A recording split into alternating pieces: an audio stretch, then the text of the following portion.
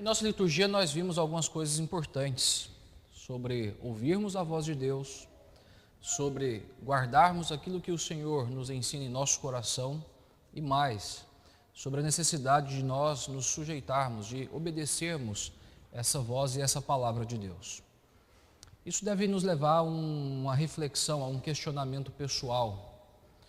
E eu gostaria de começar essa mensagem fazendo uma pergunta para você muito simples. Você tem uma vida agradável a Deus? Você tem uma vida digna do Evangelho? Imagine que você tivesse que comparecer diante de Deus hoje e responder essa pergunta. O que você diria para Deus para justificar a sua resposta? É sobre isso que nós vamos observar nessa noite. E eu convido você a abrir sua Bíblia na carta de Paulo aos Colossenses, capítulo 1, onde está o texto da nossa meditação. Colossenses capítulo 1, nós leremos do verso 1 ao verso de número 12.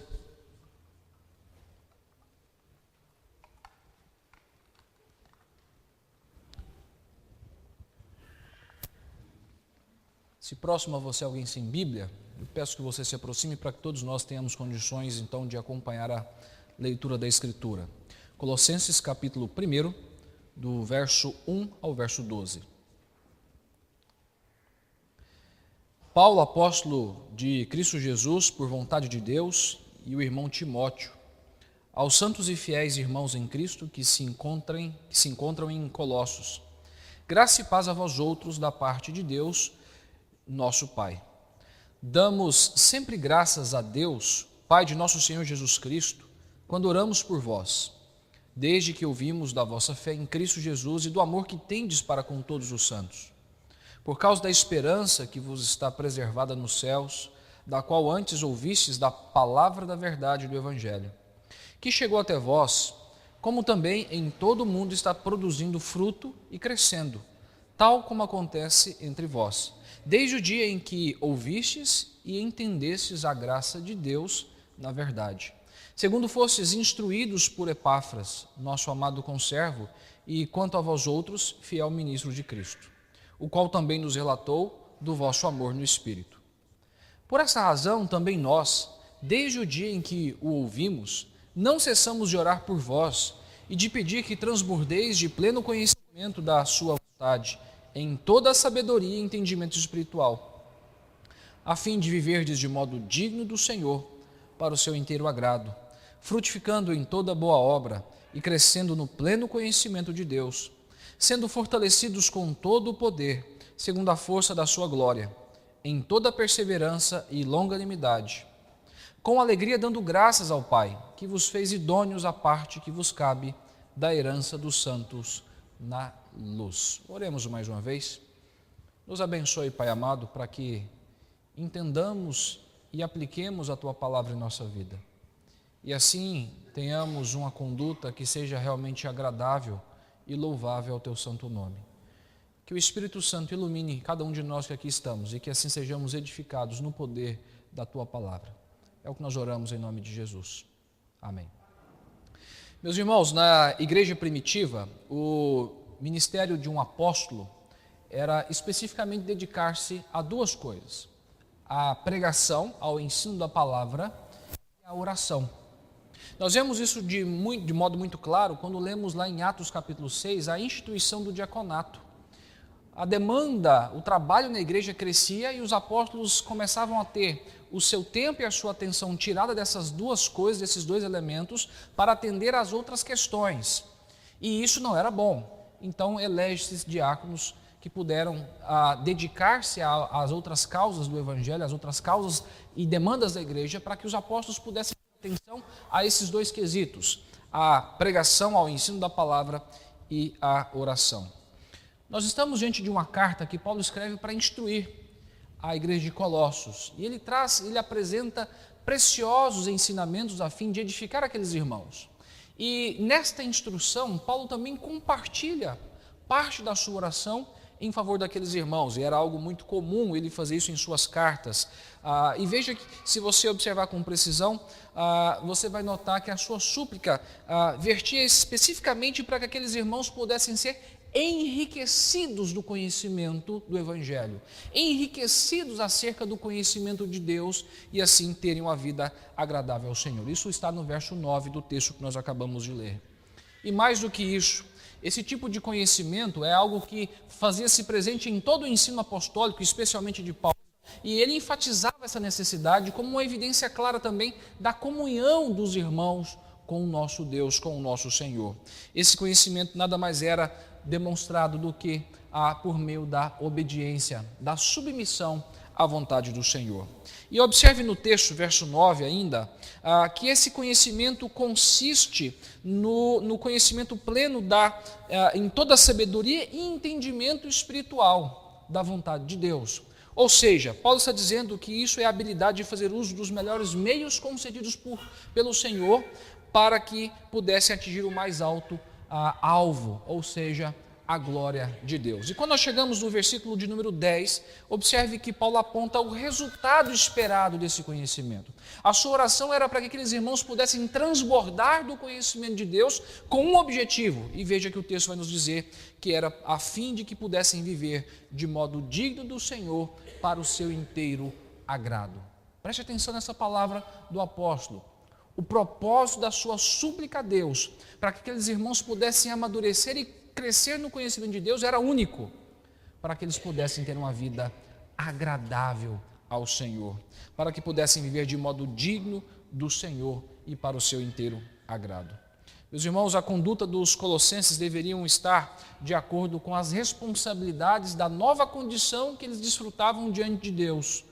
Agora não mais como ímpios, não como inimigos da cruz, mas amigos de Deus, servos de Deus, transformados pela graça de Cristo. Aqueles irmãos deveriam apontar, por meio da sua conduta, essa união vital com o Senhor. E quanto mais conheciam a Deus, mais deveriam amá-lo. E quanto mais amavam a Deus, mais deveriam se sujeitar e obedecer à sua vontade. E Paulo apresenta então nesse texto de forma muito prática 4 maneiras que evidenciavam de fato uma vida agradável ao Senhor, uma vida que honra e que glorifica o nome do nosso Salvador. É claro, nós temos de lembrar que o que Paulo apresenta aqui não é uma lista exaustiva, e essa não era a intenção do apóstolo, mas ele mostra 4 aspectos que direcionam para nós realmente a posição que temos de adotar, se quisermos realmente agradar ao nosso Deus e termos uma vida louvável ao seu nome. E como de fato é esta vida? Veja comigo na palavra do Senhor, que o primeiro aspecto que Paulo apresenta aqui no verso de número 10 é uma vida que produz frutos em toda boa obra. Uma vida agradável a Deus é uma vida que vai externalizar a sua devoção. É uma vida que vai frutificar na prática de boas obras. E Paulo ora para que aqueles irmãos pudessem ter abundância dessas práticas, abundância desses frutos na sua conduta, na sua vida. Precisamos primeiro aqui entender o que significa boas obras. E de uma forma muito simples nós podemos dizer que é o cumprimento de todo o desígnio, de toda a vontade de Deus. É a sujeição a tudo aquilo que Deus determina a nós, seus filhos, na sua santa palavra. Seja preceitos que regulam o nosso relacionamento com Ele, que regulam o nosso relacionamento com o nosso próximo e com todas as coisas criadas, com o mundo criado de Deus que está diante de nós. Então, em poucas palavras, boa obra é você se sujeitar à completa vontade de Deus. Essas obras não trazem salvação. Lembre-se de que Paulo, escrevendo aos Efésios, vai deixar muito claro que nós somos salvos pela graça mediante a fé e que isso tem um propósito, para que nenhum de nós venhamos a nos gloriar dos nossos feitos. No entanto, apesar das boas obras não trazerem salvação para nós, elas são fruto da nossa salvação.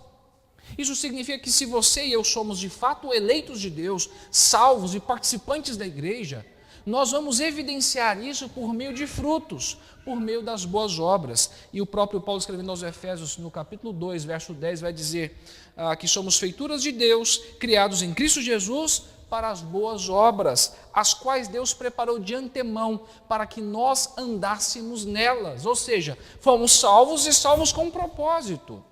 O propósito de externalizar, de evidenciar a santidade de Deus, a santidade do Evangelho, por meio da nossa conduta, por meio da nossa prática. É muito interessante quando Jesus falava, ou quando ele tratava sobre os falsos profetas, sobre os falsos mestres, junto com os seus discípulos, como ele deixa muito claro a importância dos frutos. É claro que naquele contexto ele estava refutando a prática daqueles que de forma ímpia conduziam a sua postura e tentavam enganar a muitos. E ali no capítulo 7 de Mateus, Jesus então vai dizer que toda árvore que não produz bom fruto é cortada e lançada no fogo. Assim, pelos seus frutos, os conhecereis. Lembre-se, ele falava sobre os falsos mestres. Não é um texto que se aplica a nós, igreja, mas o princípio que Jesus usa para que nós identifiquemos os falsos mestres é o mesmo, para que nós identifiquemos aqueles que de fato amam e temem o nome do Senhor. Pelos seus frutos os conhecereis. E lembre-se, toda árvore que não produz bom fruto é cortada e lançada no fogo. É impressionante, e eu fico vislumbrado como a Escritura, apesar de deixar claro que a nossa salvação não é pela obra, por obras, como ela enfatiza e como ela ressalta a importância e o valor das obras na vida do cristão. E ela faz essa ênfase mostrando que ela é então resultado da nossa salvação, é resultado da intervenção de Deus que graciosamente nos salvou, e mais, é uma maneira de nós testemunharmos, de nós evidenciarmos então a nossa união com Cristo. Jesus vai dizer aos seus discípulos em João capítulo 15, eu sou a videira, vós os ramos. Quem permanece em mim e eu nele, esse dá muito fruto. Em outro momento ele vai dizer que não foi vocês que me escolheram, mas eu que escolhi vocês e vos designeis para que vades e deis fruto e o vosso fruto permaneça. Eu poderia citar muitas outras palavras de Jesus que mostram a importância e o lugar dos frutos na vida do cristão. Mas eu creio que esses são suficientes para nos lembrar o princípio básico de que a nossa prática, a nossa conduta, se de fato é agradável a Deus, ela vai demonstrar frutos que glorificam o nome de Deus. Até porque, como diz Tiago, a fé sem obras, ela é morta. E é bem verdade, irmãos, que o tipo e a intensidade com que cada um de nós frutificamos é variado. Alguns de nós dão mais frutos do que outros, e isso é notório, até porque isso depende muito da nossa comunhão e da nossa total devoção ao Senhor. E quanto mais nós nos dedicamos ao Senhor, quanto mais nós nos devotamos a Deus, mais fruto nós daremos em nossa vida. As nossas obras vão levar outras pessoas a entender o Evangelho. Vão levar outras pessoas a glorificarem o nome de Deus. E este é o ensino do próprio Senhor, quando ele diz, assim brilhe também a vossa luz diante dos homens, para que vejam as vossas boas obras e glorifiquem o vosso Pai que está nos céus. O primeiro aspecto que eu gostaria de ressaltar com você nessa noite é este. Como podemos ter uma vida agradável ao Senhor? Frutificando em toda boa obra. Eu não vou deixar para fazer a aplicação no final, eu quero fazer já agora, ao término de cada tópico que eu apresentar. Que frutos você tem dado? Que frutos evidenciam a sua salvação? Que boas obras você tem praticado? À luz das Escrituras, nós podemos dar muitos frutos, como, por exemplo, levar outras pessoas a Cristo. Você tem feito isso? Você tem apresentado e pregado o Evangelho para outras pessoas? Você tem discipulado pessoas que têm abraçado a fé cristã? Nós podemos dar frutos louvando ao nosso Deus, ofertando, como foi feito agora há pouco. Você tem sido fiel na consagração do seu dízimo? Nas ofertas missionárias, no sustento daqueles que estão nos campos, nos representando, anunciando as boas obras, as boas novas de salvação? Você pode frutificar tendo uma vida piedosa, demonstrando atitudes santas, socorrendo aqueles irmãos menos favorecidos, estendendo a mão àqueles que de fato precisam. Você pode frutificar dando ouvidos aos irmãos que muitas vezes estão carentes, idosos que são abandonados pela família e que precisam de alguém para ouvi-los e para acompanhá-los. Há muitas maneiras pelas quais você e eu podemos frutificar e assim evidenciar o amor de Deus em nossa vida. Que obras você tem dado como evidência da sua salvação? como podemos ter uma vida agradável ao Senhor? Produzindo frutos em toda boa obra. Mas a Escritura nos mostra um segundo aspecto. A oração de Paulo é para que aqueles irmãos não simplesmente viessem a dar frutos, mas veja, continuação do verso 10. Para que eles pudessem frutificar em toda boa obra, crescendo no pleno conhecimento de Deus. Observe que este é o segundo aspecto da oração de Paulo. E essa petição é muito interessante, porque ele pede para que aqueles irmãos pudessem então transbordar do conhecimento de Deus e terem uma vida então agradável ao Senhor. Eles não chegariam à plenitude de vida cristã nessa vida. No entanto, Paulo tinha plena convicção de que esse crescimento, tanto na vida daqueles irmãos, como na nossa, como na vida de qualquer cristão, ele deve ser contínuo. Nós não podemos nos acomodar com o conhecimento que já adquirimos da palavra do Senhor. Nós não podemos acomodar-nos com o conhecimento que já temos do nosso Deus. Mas, ao contrário, devemos sempre expandi-lo, devemos sempre crescer. Lembre-se de que este foi o erro da igreja de Corinto. Lembre-se de que essa é uma repreensão severa à igreja a quem a carta aos Hebreus é destinada. Irmãos que já tinham tempo de fé suficiente para serem mestres, mas que não poderiam ser tratados como mestres, e muito menos poderiam receber o alimento sólido, porque não passavam de crianças espirituais, e receberam desta forma um alimento para crianças, o leite espiritual. Meus irmãos, é interessante que o pleno conhecimento de Deus, nesse texto, é tanto o ponto de partida de Paulo, no verso 9, quando ele começa então a sua súplica, quanto a característica resultante do seu pedido, no verso 10. E uma coisa que ilustra muito bem essa perspectiva de Paulo, ou uma vida que ilustra muito bem, é de Jó. Quando nós olhamos para Jó, nós vemos um servo temente, íntegro, devoto ao Senhor, que prestava culto. Lá no começo, no primeiro capítulo, você encontra exatamente essa descrição na narrativa sobre a vida de Jó. E quando nós chegamos no final, Jó vai dizer: eu não conhecia a Deus. Para ser bem preciso, ele vai dizer: eu te conhecia só de ouvir, mas agora os meus olhos te veem. Ou seja, Jó tinha um conhecimento de Deus que tornou-se mais experimental, que tornou-se vivencial à medida que a sua vida se desenvolvia.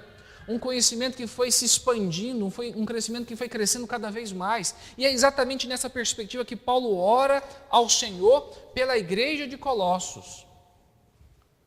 E é isso que Paulo entendia que evidenciaria uma vida agradável aos olhos de Deus daquela igreja. Um crescimento contínuo, um crescimento no pleno conhecimento do nosso Deus. Essa questão fica muito evidente nas palavras do Senhor Jesus, quando ele, exortando aos seus discípulos, vai dizer: se alguém quiser fazer a vontade dele, no caso Deus, conhecerá a respeito da doutrina, se ela é de Deus ou se falo por mim mesmo. Observe que o próprio apóstolo Paulo, um grande conhecedor da palavra, um grande estudioso das Escrituras, não se dava por satisfeito. Quando ele escreve aos Filipenses, ele vai dizer que a sua ânsia, o seu grande desejo era para que pudessem conhecer o pleno poder da ressurreição e a comunhão dos seus sofrimentos, conformando-se com Cristo na sua morte. Ou seja, o desejo de Paulo era que ele pudesse conhecer ainda mais de Deus, para que ele pudesse experimentar ainda mais de Cristo, o seu Senhor. E essa também é a perspectiva do apóstolo Pedro, quando ele encerra a sua carta, a sua segunda carta. Ele vai dizer: crescei na graça e no conhecimento do Senhor e Salvador Jesus Cristo. Como ter uma vida agradável a Deus? Frutificando em toda boa obra, mas também crescendo no pleno conhecimento do Senhor. Deixe-me fazer algumas aplicações. Como eu disse, nunca se dê por satisfeito no nível de conhecimento que você já adquiriu em relação ao Senhor. Ultrapasse esses limites. Dedique-se cada vez mais a fim de que você possa ter condições de conhecer melhor e mais o nosso Senhor e o nosso Salvador. Não se acomode com um conhecimento que você já recebeu na escola dominical. Procure adquirir mais livros, dedique-se mais ao conhecimento da palavra, a fim de que a sua comunhão cada vez mais se estreite com o Senhor. Deseje o alimento sólido. Busque realmente, por meio da leitura e meditação da palavra, todos os dias, em todo instante, para que você possa realmente ser fortalecido na Escritura. E lembre-se, que o verdadeiro conhecimento do Senhor, o verdadeiro conhecimento da palavra, não é um conhecimento especulativo, não é um conhecimento apenas contemplativo, mas é um conhecimento vivencial, ou seja, um conhecimento demonstrado pela nossa obediência à palavra. Peça a Deus que desvende os seus olhos para que você o conheça cada vez mais. Peça para que Ele capacite você a acumular e organizar os princípios das Escrituras e aplicá-los na sua vida. Como termos uma vida agradável a Deus? Frutificando em toda boa obra, crescendo no pleno conhecimento do nosso Senhor. E o verso seguinte, o verso de número 11, nos mostra mais. Nós temos de ser fortalecidos em perseverança e longanimidade. Além de orar para que aqueles irmãos viessem a frutificar e crescer no conhecimento de Deus, Paulo vai dizer, sendo fortalecidos com todo o poder segundo a força da sua glória, em toda perseverança e longanimidade. Paulo tinha conhecimento de que aqueles irmãos eram frágeis. E eu e você também somos. Nós quase sempre colocamos toda a nossa trajetória como servos do Senhor a perder, por conta da nossa fraqueza, por conta da nossa limitação. Em se tratando de vida espiritual, conhecimento é força. Quanto mais nós conhecemos o Senhor, mais bem preparados nós estaremos para as batalhas. Mais fortalecidos nós estaremos para enfrentar as nossas adversidades e as lutas que dia após dia surgem contra nós, e mais preparados para resistir ao nosso inimigo. Quando a pessoa cresce nesse conhecimento, ela acumula força, ela acumula intrepidez e coragem. Convicto disso, então, Paulo ora para que aqueles irmãos pudessem receber o poder de Deus para serem fortalecidos no próprio Senhor. E observe que essa é a sua oração em favor de outros irmãos, de outras igrejas. Foi por isso que Paulo, então, vai dizer no capítulo 6 de Efésios, sede fortalecidos no Senhor e na força do seu poder. Se quisermos triunfar neste mundo que jaz no maligno, se quisermos superarmos as nossas adversidades e resistir às tentações que nos assediam, irmãos, você e eu precisamos insistentemente buscar o fortalecimento da nossa vida no Senhor, não em outras coisas. E observe comigo que no verso 11 Paulo vai dizer que o poder divino vai capacitar aqueles crentes a fazer é algo fabuloso, fantástico. Vai capacitá-los a perseverar, a serem longânimos. O conhecimento da vontade de Deus vai produzir essas duas virtudes na vida daqueles que o buscam, daqueles que realmente se lançam nas mãos do Senhor. Perseverança e longanimidade são coisas parecidas nesse texto aqui. A ideia da perseverança é a ideia da resistência, de nós continuarmos firmes mesmo em condições adversas, de nós não nos desanimarmos, não desistirmos diante de ataques externos. Preste atenção nisso. Paulo está apontando aqui para lutas externas, lutas que vêm contra nós. É a capacidade simples de nós resistirmos contra esses ataques. E a longanimidade tem a ver com a luta interna, com as explosões que normalmente você e eu temos diante de situações difíceis. As explosões de raiva, de ira, de ódio, as explosões que fazem com que você e eu muitas vezes tropeçamos. Muitas vezes ferimos os outros e deixamos de ter uma vida agradável a Deus. Observe que a oração de Paulo é para que a perseverança e a longanimidade, virtudes complementares, estivessem marcando a vida e o comportamento daquela igreja. E lembre-se que tudo isso não pode ser vivenciado pela nossa própria capacidade. A capacidade humana não permite que você e eu sejamos realmente pessoas que evidenciam essa perseverança, essa longanimidade em meio às nossas adversidades. Mas fortalecidos no poder do Senhor, você e eu e qualquer outro cristão é capaz de suportar a mais terrível luta. Pense, por exemplo, no que Daniel e seus amigos enfrentaram quando foram levados cativos para a Babilônia. No que Isaac teve que enfrentar quando ele cavava o poço, achava água e vinham os homens daquela região e tomavam os poços para si. E ele então ia para outro lugar, cavava outro poço, achava água e novamente vinham outras pessoas e ele tomavam aquele lugar. E o que ele fazia? Revidava? Não. Ele simplesmente pegava o seu povo, as suas coisas e ia em direção a outro lugar, a outra terra. em busca de condições de vida. É dessa perseverança, é dessa longanimidade que o apóstolo Paulo está falando. E são essas virtudes que vão evidenciar em nossa vida uma vida agradável ao Senhor. Como nós podemos aplicar isso? Como podemos demonstrar essas virtudes em nosso dia a dia? Alegre-se, regozije-se quando você for confrontado, quando você for perseguido por causa da sua fé, por causa do Evangelho. Quando você for insultado, quando você for maltratado, não revide o mal com o mal. Mantenha a serenidade, seja calmo e manso, como foi o nosso Senhor e Salvador Jesus Cristo, que quando ultrajado, não revidou com ultraje. Confie na providência sábia do Senhor, na sua graça infinita. Ele sabe quando sofremos e o quanto sofremos. E lembre-se que Ele vem sempre nos socorrer, nos amparar e nos capacitar em meio às nossas lutas. Para termos uma vida agradável a Deus, nós precisamos frutificar em toda boa obra, crescer no pleno conhecimento de Deus e ser fortalecidos em perseverança e longanimidade.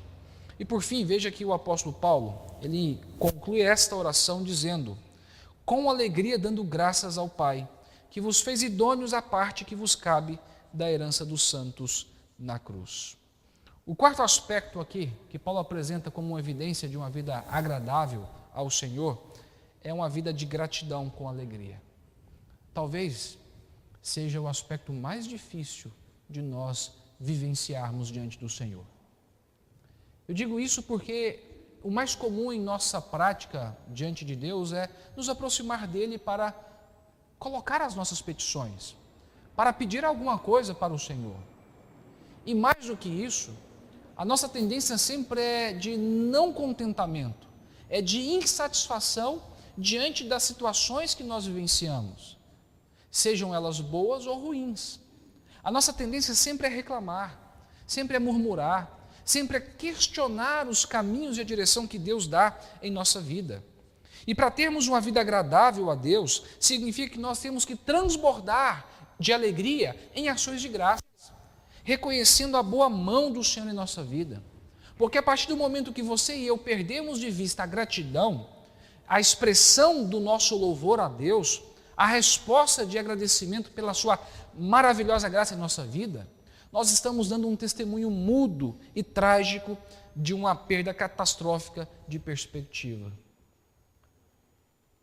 Nós não gostamos quando as pessoas agem assim conosco. Quando nós lhe oferecemos algo, nós tendemos a esperar uma resposta de gratidão, ainda que seja um muito obrigado.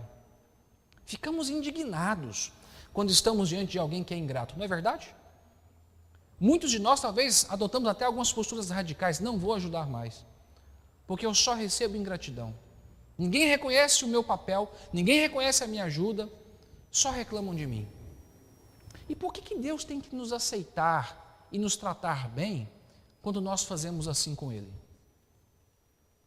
O que Paulo está nos ensinando, irmãos, é que para termos uma vida agradável a Deus, nós temos que nos voltar ao Senhor, não simplesmente para pedir as coisas para Ele, mas para externar, para expressar a nossa gratidão com alegria. Nossa alegre gratidão indica que temos aprendido a valorizar o bem que Deus tem dado a cada um de nós. Se você observar a sequência do texto, o verso 12 mesmo já começa a descrever de forma bem sumariada. Paulo fala sobre salvação, dar graças a Deus, nosso Pai, que nos fez idôneos à parte que nos cabe da herança dos santos na luz. O que significa isso? A nossa redenção. Tanto é que ele continua a falar sobre isso nos versos seguintes. Só nisso nós já teríamos razão suficiente para nos prostrar diante de Deus em ações de graças com alegria. Nós fomos transferidos do domínio das trevas para o reino da luz, e essa certamente é a maior bênção que Deus poderia conceder a cada um de nós. Nós temos de nos lembrar que esse é o pleno ensino das Escrituras. Os Salmos, por exemplo, está repleto de palavras que nos exortam a render graças ao Senhor. O Salmo 92 vai dizer: bom é render graças ao Senhor e cantar louvores ao teu nome, ó Altíssimo. Colossenses 3 vai dizer: e tudo o que fizerdes, seja em palavra, seja em ação, fazei em nome do Senhor, dando por ele graças a Deus Pai. Hebreus capítulo 13, verso 15 diz: por meio de Jesus, pois, ofereçamos a Deus sempre sacrifício de louvor, que é fruto de lábios que confessam o seu nome. Você tem sido uma pessoa grata? Alguém que reconhece a boa mão de Deus derramando as infinitas bênçãos sobre a sua vida? Paulo expressava essa gratidão de forma plena. Ele agradecia até por coisas que ele não via. Lembre-se de como ele começou a carta aos Efésios. Bendito seja o nosso Deus e Pai de nosso Senhor Jesus Cristo, que nos tem abençoado com toda sorte de bênçãos nas regiões celestiais. Ele não via as bênçãos das regiões celestiais, mas ele sabia que Deus estava abençoando a sua vida. Essa é a gratidão que você tem expressado ao Senhor? Ou você tem sido um filho que simplesmente sabe pedir, sabe requerer as coisas para si? Um filho que se aproxima do pai quando está em apuros, quando está necessitando de alguma coisa? Não seja esse tipo de filho. Seja um filho grato, que reconhece a boa mão do Pai, que reconhece a maneira graciosa como Ele tem conduzido e direcionado a sua vida. Eu gostaria de desafiar os irmãos a terem maior cuidado nesse sentido. Todos nós precisamos. Talvez, se necessário, comece a anotar. Comece a anotar as bênçãos que Deus tem dado. Ou melhor, comece a anotar os pedidos e depois você anota o resultado do seu pedido. Você vai se surpreender como Deus tem abençoado sua vida, muito mais do que você normalmente tem tido a sensibilidade de percepção. Você vai identificar bênçãos maravilhosas, coisas fantásticas que Deus faz na sua vida. Deixe a ação de graças fazer parte do seu pensamento, do seu discurso, da sua evangelização, dos seus cânticos, das suas orações. Ao invés de simplesmente colocar-se diante de Deus orando em forma de súplica, coloque-se dando louvores ao Senhor, nominando as bênçãos, apontando cada uma delas que Ele tem dado a você, a sua família e a igreja. Como ter uma vida agradável a Deus? A palavra nos mostra com precisão que nós, como cristãos, vamos ter uma vida agradável a Deus se nós frutificarmos em toda boa obra. Nós teremos uma vida agradável a Deus se nós continuarmos crescendo no pleno conhecimento do nosso Senhor. Nós teremos uma vida agradável a Deus se nós nos fortalecermos no Senhor para sermos mais perseverantes e mais longânimos. E se nós formos gratos ao nosso Deus com alegria. Que Deus assim nos abençoe, irmãos, e que nós busquemos, de fato, nos apresentar diante de Deus, diante da nossa sociedade, como servos que vivem, de fato, de modo digno do Evangelho. Servos que têm uma vida agradável ao Senhor. Que Ele assim nos abençoe e que Ele nos ajude.